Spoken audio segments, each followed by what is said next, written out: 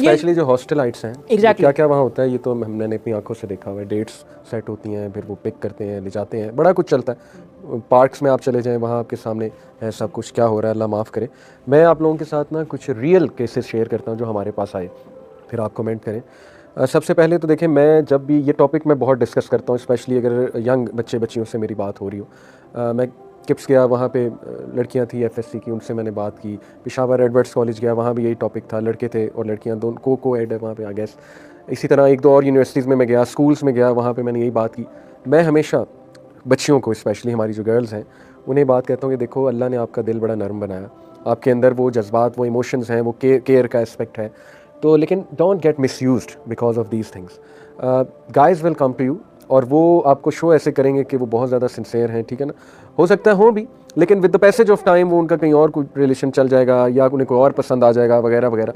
तो don't get deceived, अपने दिल की कदर करें। अल्लाह ने आपका दिल बड़ा खूबसूरत बनाया है, मेक श्योर कि उसको आप अच्छी डोज दे रहे हैं उस दिल पे, क्योंकि दिल पे तीर पड़ता है तो आगे इफेक्ट होता है ना। जो आप लिरिक्स सुन रहे हैं वो किस किस्म के लिरिक्स हैं, अगर आप म्यूज़िक सुनते हैं उसमें क्या सिखाया जा रहा है, उसमें दिन रात क्या गर्दान पड़ी जा रही है, ऑब्वियसली आ जाके यही सब कुछ है।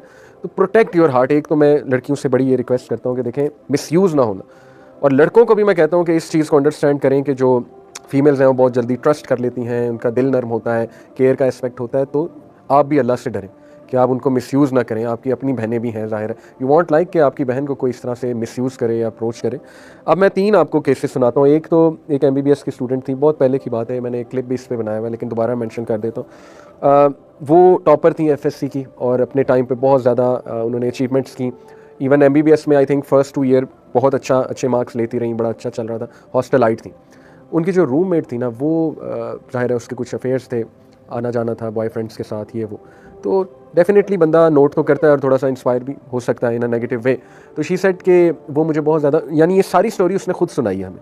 शी सेड कि वो मुझे बहुत ज़्यादा फोर्स भी करती थी कि आपका भी कोई होना चाहिए, ठीक है, आप बताओ मैं आपकी सेटिंग करा देती हूँ, जैसे आजकल ये बहुत कॉमन चीज़ हो चुकी है, ज़ाहिर है। तो शी सेड कि वो अल्टीमेटली फिर आई गॉट ट्रैप्ड। ज़ाहिर है इतना प्रेशर आ रहा है, वो जो आपने बात की पीयर प्रेशर की। हुआ ये कि शी सेड कि वो दिन और आज का दिन मेरी नींद भी ख़राब हुई है, मेरी प्रायोरिटीज़ भी ख़राब हुई हैं, मेरी हेल्थ भी डैमेज हुई है, मेंटल हेल्थ डैमेज हुई है, फ़िज़िकल तो हुई है, मेंटल हेल्थ डैमेज हुई है, मैं एंटी सोशल हो गई हूँ, और सबसे बड़ी बात मेरी पढ़ाई डिस्टर्ब हो चुकी, यहाँ तक डिस्टर्ब हो चुकी कि उसकी सप्ली आ गई।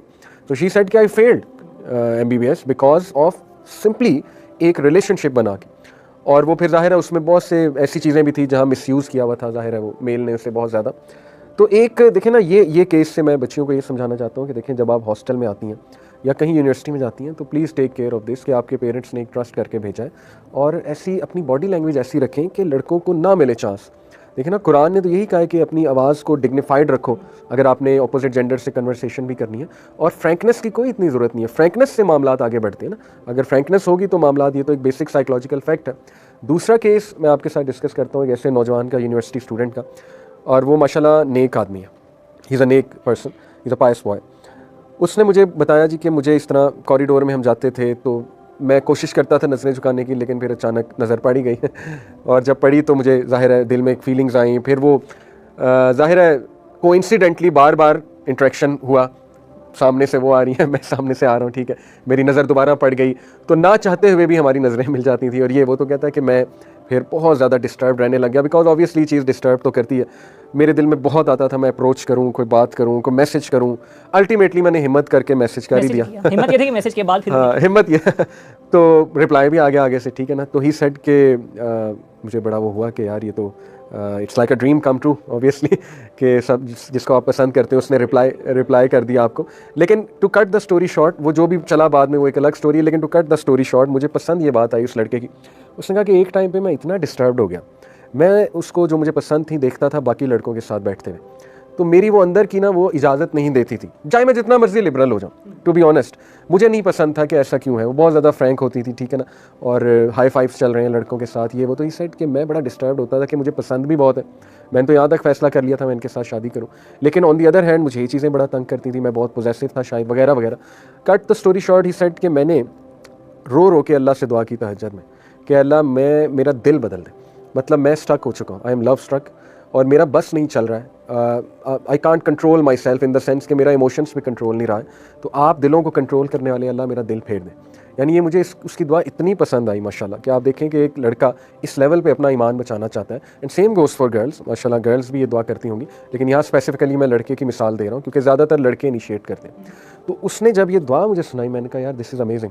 और ही सेड कि अल्लाह ने मेरा ऐसा दिल बदला कि आई फॉरगॉट। देखें, अल्लाह से जब आप दुआ करेंगे तो क्यों नहीं अल्लाह सुब्हानहू व तआला, मेन चीज़ है कि do you want to get out of this और do you just want to stay in that.